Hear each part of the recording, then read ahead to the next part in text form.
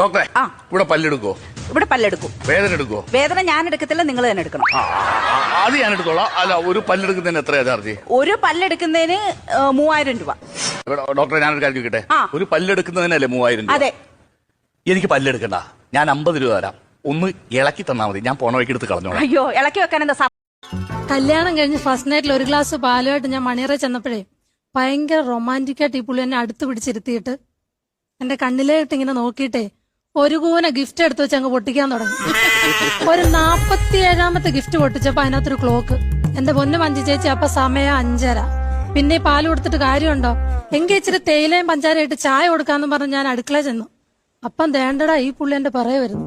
അപ്പൊ ഇവന് റൊമാൻസ് അറിയാം.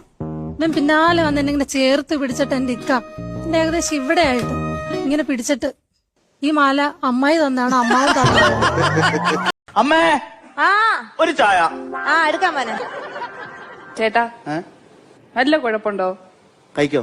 കഴിക്കൊരു കുഴപ്പമില്ല. ഒരു കുരു ഇല്ലല്ലോ, ഒന്നുമില്ല. വികലാംഗിയോ ഇല്ലല്ലോ. അല്ലല്ല. പിന്നെ ഞാൻ ഇട്ടുകാരില്ല നിങ്ങൾക്ക് ഒരു ചായ. അമ്മയെ വിളിച്ച് പറയേണ്ട കാര്യമുണ്ടോ?